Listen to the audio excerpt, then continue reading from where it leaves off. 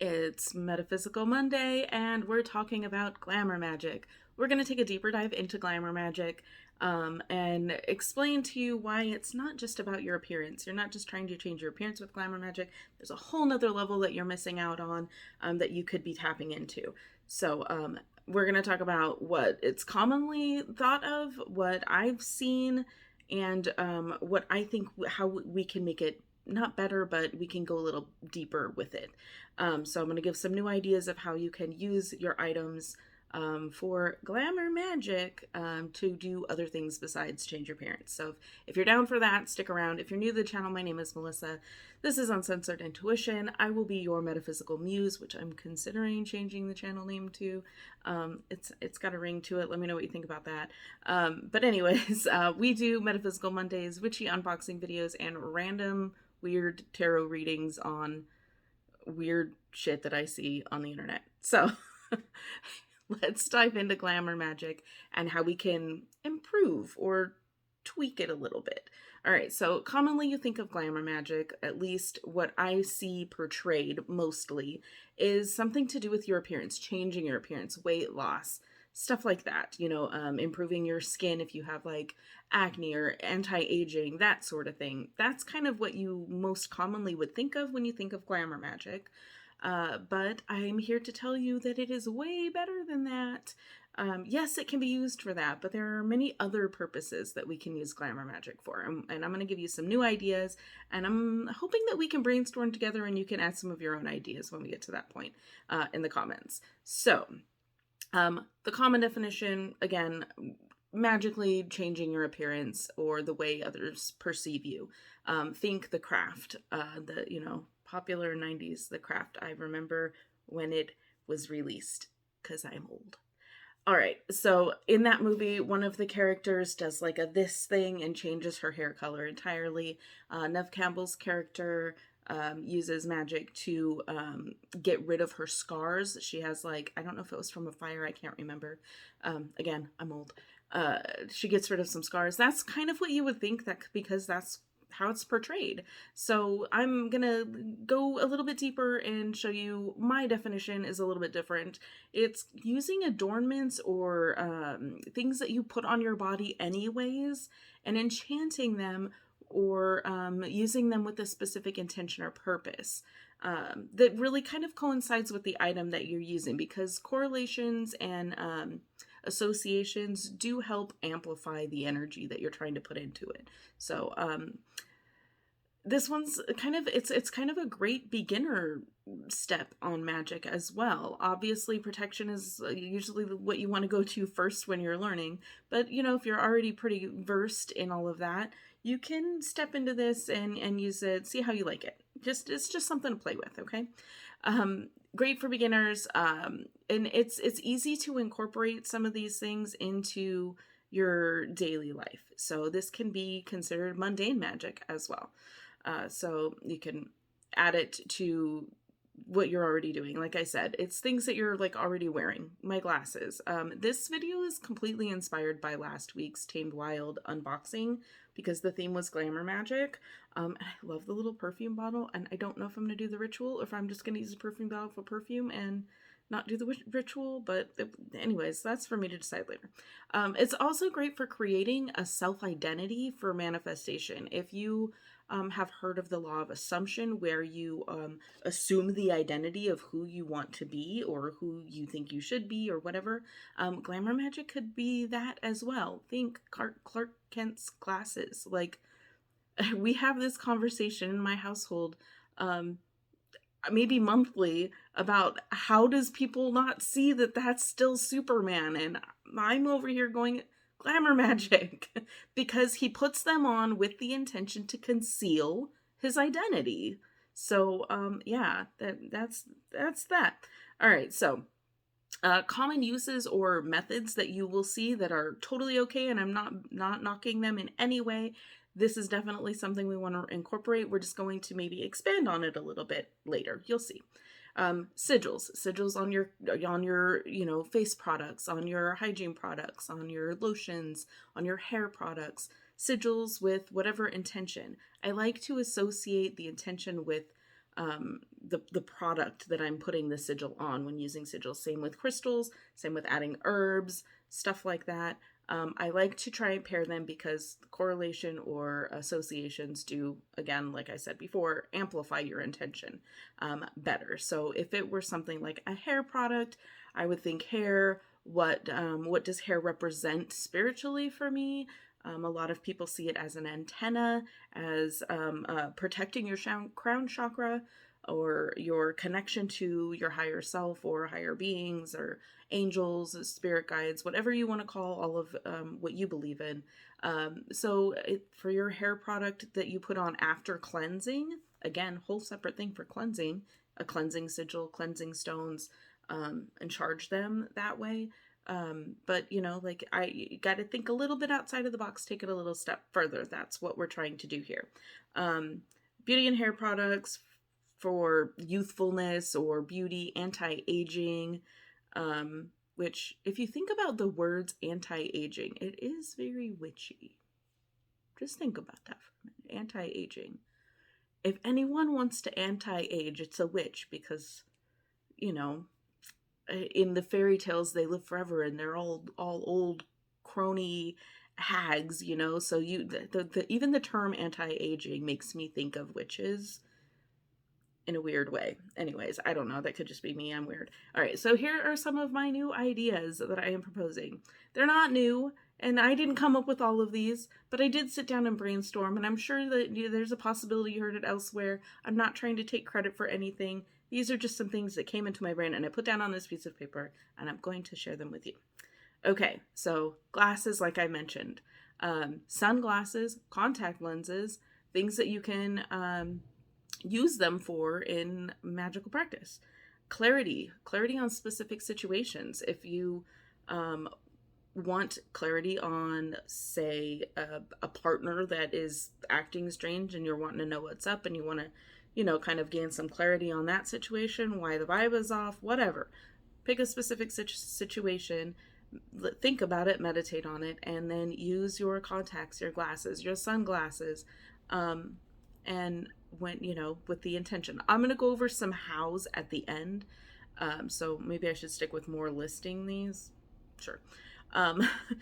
You can use glasses to see through bullshit, coworkers taking credit for stuff, how to get around that kind of thing. If you want to see something, glasses, contacts, sunglasses, anything to do with your eyes, your mascara if you want, can be for any one of these uses. Protection from seeing bad things. Like if you're really trying to focus on the positive and you have a lot of negative self-talk and you're really trying to stay positive and that's what you want, you can, I only want to see the good stuff. Don't show me the bad stuff. A lot of people have this deal with their spirit guides. Those who are more inclined to mediumship, who do actually see entities and stuff like that, they have that deal. I only want to see the good stuff. Don't show me anything gruesome. You can make the same deal with your glasses. All right, let's see. To see or to seek positive things. If you're trying to look for something, if you want to see opportunities, that kind of stuff. Your hair products, antennas for messages, if you want to use it, like I said, as an antenna or as a protective quality. A belt for tightening your spending. Thinking outside the box, but it's so on the nose, right? It's both outside the box, but also so obvious that's kind of like, duh. What does a belt do? It cinches, it tightens, it holds. So what kind of things could you manifest that would need tightening? The only thing I managed to think of for the belt was tightening spending. Please add to the list in the comments. Your earrings, to hear the truth, to have people, speak truth to you. You don't want to hear lies, to block lies. To improve clairaudience. If you do hear your guides or other loved ones or other things like that, if you want to improve your clairaudience, enchant your earrings. Let's see, what else did I see? Yeah, no. Understand new info. So if you have a lot of people are realizing that they have an auditory processing disorder, and I've been realizing this myself, where sometimes you hear things incorrectly, or and it honestly could have to do with actual hearing issues. So get medically checked out if that actually seems like it might be a medical issue. Mundane over magical. Use science first. If science can't explain it, then we go on to the magical. We're not using magic to fix all of our medical problems, because that's not how it works. That's just not the energy of how the world works right now. That's a whole other video. But there are a lot of people who are discovering auditory processing issues. If you get sensory overload, when there's too many, like this is my problem, having an 11-year-old and a 9-year-old in the house, and a partner who has to have the TV on constantly, while also talking, and I'm trying to focus on cooking, or I'm trying to work on a book. Like there's just too many sounds. If there's any kind of auditory issues like that like you overwhelmed when there's too many different noises going on, too many people talking at the same time, anything like that, anything where you need to understand what is being said or presented to you audibly, if that makes sense. That makes sense. Necklaces have so many purposes, it's ridiculous, but here's a small list. Opening your heart, protecting your heart, lung health, lung protection, seems kind of important right now. Also, if you wear like it long enough, you're in the lung area with this one right here. But if I wanted to wear a longer necklace and it could just like hang out in my bra, breast health, if you're nursing, there are some stones that are great for them. Why do I want to say mother? That's not mother. Moonstone. Moonstone is great for nursing. It resembles breast milk. There's a lot of things that go with it. So if you're nursing and you're trying to increase your milk supply, you could wear a long dangly moonstone and just keep it like near your bra, but make sure it's not where a baby could get it or play with it, or it's not actually touching where the baby will be latching. I'm trying to watch my words here. Breast health, and communication as well, because it's really close to your throat chakra. So, and your voice box and your vocal cords and your larynx and all of that stuff, it can help with that as well. Wearing more like a choker length. So, shoes for grounding. Bless your shoes or enchant your shoes to help keep you grounded, especially if you're one that can't, either for sensory issues or just out of protection, you're not in an area where you can ground with your bare feet in the grass kind of situation. If you're in the city, you're in an apartment building and there's not much grass and everything's concrete and you'll burn your fucking feet, enchant your shoes to help you stay grounded, okay? I would say not to, like, avoid leather-soled shoes for that purpose. Did I say leather? I meant rubber. Preferably like a leather sandal would be good for this, because leather is a natural material. The rubber is actually a barrier. And if you've ever seen Earthing, it's a documentary. I think it's only like 30 or 45 minutes long. It's Earthing. I think you can find it like everywhere. They explain how the rubber in the soles of your shoe disrupt the electrical current going through your body and into the ground, and actually electrically grounding you. So it explains why the rubber is not the greatest. So there's just a little tidbit in your shoes. That sounded kind of wrong.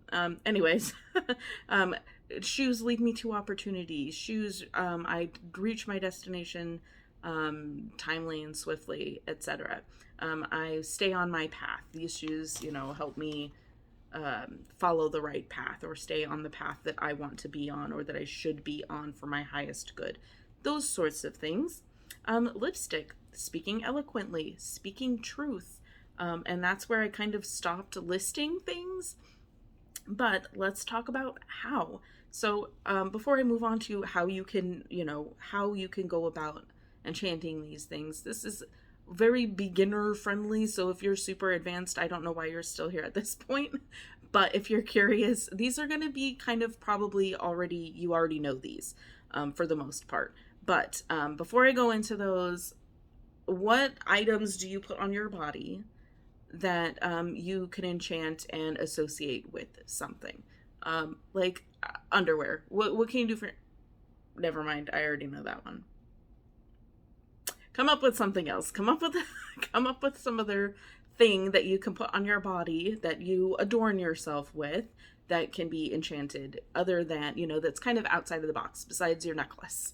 A necklace and amulet. We also wear our beaded bracelets, which I don't have not been wearing them. And you have your right wrist for giving, your left wrist for receiving, what energy you want to receive, what energy you want to give. That's already kind of a thing. That's glamour magic.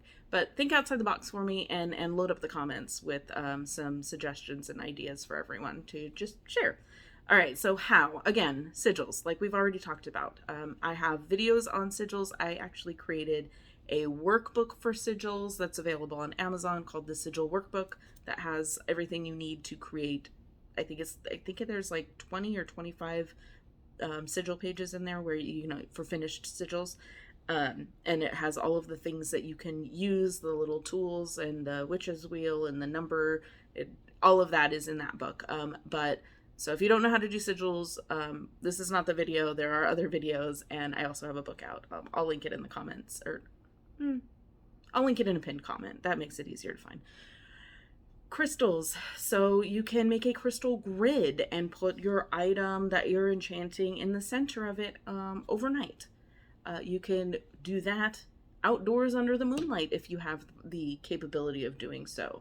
You can charge it with crystals by simply having a crystal with the intention for whatever the purpose is, and you set it on top of that. Or at night, if you wear glasses, like daily glasses like I do. I don't, but I could, and it's a great idea. I'm just too ADD to actually follow through with it. I could set up like a little mini altar next to my bed where I take off my glasses with crystals that are specifically for the intention that I want to keep on my glasses. And you can change it out when you change intentions. You've seen the truth for whatever it is that you were looking for clarity on. So I'm going to move on to seeing opportunities. So I'm going to grab some green aventurine and maybe some pyrite or citrine or something. And I'm looking for financial opportunities. So help me see them and kind of keep that on like your glasses altar at night, that sort of thing, using crystals. So you can make a grid, you can just put a couple around it, as long as you're setting the intention beforehand with the crystals. Sit with your crystal, either meditate with it, yell at it, bitch, do this for me, please. Not really. It could work. It might work. Anyways, so sigils, crystals overnight. Charging, okay, so things for abundance. Your wallet. Why didn't I put wallet on there? Enchant your freaking wallet. Anyways, that was too many F words for this video. Enchant your wallet. I already have a sigil inside my wallet. I didn't even think of this as glamour magic, but it is something that you carry on your body or your purse. We all kind of keep things in our purse. Anyways, what I have written down is charging things with your money bowl. If you create a money bowl for abundance, you have money in it, probably rice or salt, cinnamon, clove. I'm like literally visualizing my money bowl right now. I have lottery tickets in my money bowl because why not?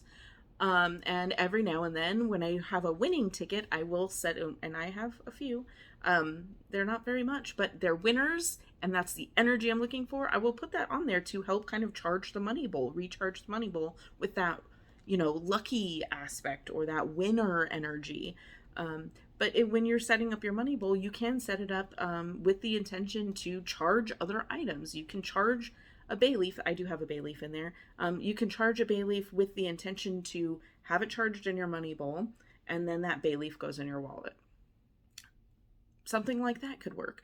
But using things like that you're using for other purposes can be multi-purpose. So people may disagree with me on that. That's totally okay. I don't subscribe to any specific path, so I'm out here winging it in the chaos magic realms. So people may disagree, but I feel like you could use your money bowl to charge other items. Charge your car keys to take you to, make sure you get to work to earn the money, whatever, get creative. And then the last one I have on here is visualization. I know a lot of people have a tough time with visualization. I am not one of those, so I could literally sit all for 4 hours straight and just be visualizing my whole dream life all day long. I could do it like nothing. I'm very good at visualization, and I think that's why I'm drawn to remote viewing, but that's beside the point. So visualize your item. I keep going back to glasses because it's the one I use the most often. Your necklace, your bracelet, your ring. Here's a good idea for rings. Your wedding ring.